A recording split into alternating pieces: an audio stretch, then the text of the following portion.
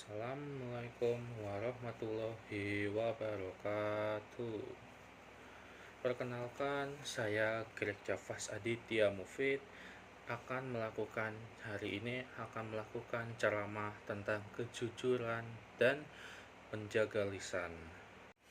Namun, sebelum itu, marilah kita panjatkan puja dan puji syukur kepada Allah Subhanahu wa Ta'ala yang telah memberikan kita kesehatan dan kekuatan untuk bisa berkumpul dan menonton di sini. Yang pertama ada kejujuran. Saudara-saudariku sekalian, kita sebagai umat muslim sudah dari kecil kita diajarkan untuk hidup menjadi orang yang jujur. Kenapa? Karena kita harus bisa mengikuti kelakuannya Rasulullah Subhanahu wa Ta'ala. Kenapa? Karena Rasulullah dari kecil saja sudah bisa hidup jujur. Lalu, jujur pun ada arti lain yang artinya syaja'ah. Apa sih arti dari kata syaja'ah ini? Jadi, syaja'ah itu memiliki arti berani. Apa sih maksudnya dari kata berani ini? Jadi, arti kata berani adalah yang di kita sebagai umat muslim harus bisa yang namanya berani hidup jujur dan menegakkan keadilan diri kita dan masyarakat sekitar. Maksudnya gimana tuh? Semisal kita dituduh atau difitnah kepada sama orang, kepada ke diri kita, kalau kita melakukan sesuatu atau mencuri, maka kita harus berani membuktikan bahwa kita bukanlah pelakunya. Buktikan dengan beberapa bukti dan katakanlah kalau kita ini memang tidaklah pelakunya. Maksudnya gimana? Semisal kita dituduh, "Hei, kamu itu maling, balikan uangku." Nah, maka kita sebagai umat muslim harus bisa menjawab dan membuktikannya. Seperti, "Saya bukanlah maling, mengapa kau menuduh saya?" Itu. Maka dan terus buktikanlah kalau memang kalian bukanlah pelakunya atau pembunuh atau apalah. Lalu kejujuran pun ada beberapa jenisnya. Lalu dari ini kita akan memberikan beberapa jenisnya. Ada yang pertama, ada hati dan niat. Yang kedua, ada dalam percakapan. Yang ketiga, ada dalam perbuatan. Nah, contohnya apa sih? Jadi yang pertama itu ada hati dan niat. Itu contohnya, misal kita ingin melakukan sholat, maka hati dan niat kita itu adalah bertuju untuk mendapatkan pahala dan ridho Allah Subhanahu wa Ta'ala. Lalu dalam percakapan yaitu contohnya kita misalnya ditanya, "Apa kamu kemarin orang yang merokok itu?" Kalau semisal kita bukanlah orangnya, maka kita harus menjawab dengan jujur bahwa kita bukanlah orang yang merokok kemarin. Namun, kalau semisal memang kita kemarin itu beneran merokok atau melakukan hal yang buruk, maka kita harus mengakuinya. Kayak, "Ya apa, saya yang merokok kemarin." Lalu dalam perbuatan itu berarti kita harus melakukan sesuatu yang baik dengan niat yang benar dan ikhlas. Jika seperti dengan sepenuh hati. Maksudnya contohnya gimana? Misal kita ingin melakukan sedekah, maka kita harus melakukannya dengan niat dan ikhlas. Seperti memberi Jumat berkah, kayak memberi makan-makan gratis kepada pengemis atau pemulung-pemulung di sekitar, maka kita harus memberikannya dengan ikhlas, dengan maksud yang baik, seperti kita akan mendapatkan ridho dan pahala yang besar dari Allah Subhanahu wa Ta'ala. Lalu hikmah apa aja sih yang bisa kita dapatkan dari hidup jujur ini? Nah, hikmah yang bisa kita dapatkan, aku akan memberikan sedikit saja. Karena kalau kalian sudah hidup jujur, aku pastikan kalian akan mendapatkan hidup yang hebat banget dan enak sekali. Jadi yang pertama ada kita itu bisa hidup dengan tenang.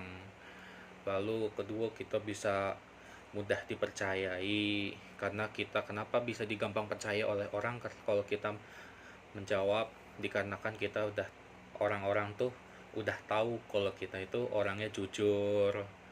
Lalu kalau misalnya orangnya nggak jujur atau sering berbohong, gimana sih itu bang? Nah, kalau semisal kita udah terlalu sering berbohong atau tidak jujur, maka dijamin teman, bahkan keluarga pun, masyarakat pun gak akan percaya sama kita kalau kita mengakui atau melakukan sesuatu. Kenapa? Karena orang itu udah berpikir kalau kita ini orangnya pembohong, tidak pernah yang namanya jujur.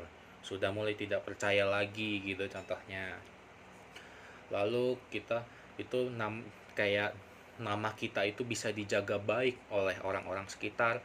Maksudnya gimana? Kayak kalau kita itu karena udah hidup jujur, orang ini tuh udah tahu kita hidup jujur, jadi kita itu nggak dipandang jelek, nggak dipandang buruk gitu. Lalu seperti apa sih cara melakukan kejujuran ini, kayak di sekitar, mau di rumah, di sekolah, atau di masyarakat? Nah, akan kujelaskan. Untuk di rumah, kita bisa melakukan kejujuran ini semisal kalau kita tidak sengaja menjatuhkan gelas kaca lurus pecah. Nah, maka kita harus mengakui ke orang tua kita apa yang sebenarnya terjadi. Kayak kalau saya tadi tidak sengaja menjatuhkan gelas kacanya dan pecah. Lalu semisal mak kita lagi mencuci piring, kan terus hari itu lagi banyak kerjaan, maka kita harus bisa ngebantuinya dengan ngebantu masak atau ngebantu nyapu halaman biar orang tua kita bisa kerjaannya lebih ringan. Dan ingat, kita harus melakukannya dengan penuh hati dan ikhlas dan niat atas nama Allah Subhanahu wa taala. Lalu seperti apa kalau misalnya kita cara penerapan di sekolah? Untuk di sekolah kita bisa menerapkannya seperti misal kita dikasih tugas oleh guru, maka kita harus mengerjakannya dengan sungguh-sungguh. Atau semisal ada peraturan-peraturan sekolah, maka kita harus bisa menaatinya, tidak melanggarnya. Namun bagaimana seandainya kalau semisal kita melanggarnya, seperti contohnya kita berpacaran atau kita merokok di kelas atau diem-diem, maka kita harus bisa mengakuinya kalau kita ditanya oleh guru. Lalu untuk di masyarakat kita bisa melakukannya dengan ikut bergotong royong atau membantu masyarakat yang kesulitan dengan penuh hati atau dengan benar-benar niat gitu ya. Oke. Lalu selanjutnya ada menjaga lisan. Nah, apa maksud dari menjaga lisan ini? Saudara-saudaraku, maksud dari menjaga lisan ini adalah kita sebagai umat muslim harus bisa menjaga kata-kata kita, bertutur kata kita ketika sedang mengobrol dengan teman, keluarga, atau orang-orang di masyarakat sekitar. Maksudnya kayak gimana sih? Maksudnya kalau kita mengobrol, kita tuh sebisa mungkin tidak boleh yang namanya tuh sampai melukai hati teman kita, keluarga kita, seperti itu. Maksud contohnya gimana? Misalnya kalau kita lagi mengobrol dengan orang tua atau dengan ibu kita harus bisa ngobrolnya dengan kata-kata yang lembut, nada yang lembut, lalu tidak marah-marah, tidak dengan nada keras, itu.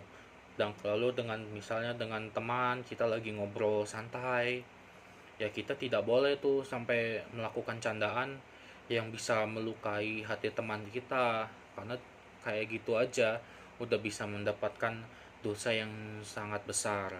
Apalagi kalau yang kata-kata yang kita melukai hatinya itu tidaklah benar, lebih besar lagi.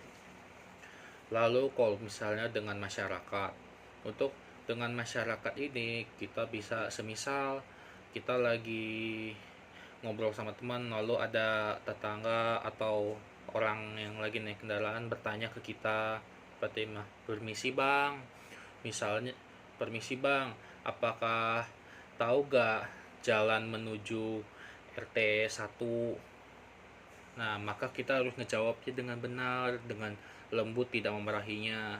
Seperti, oh iya bang, jalan ke RT 1 ada ke arah sono, lalu belok ke kiri, lalu lurus terus, nyampe sono ada.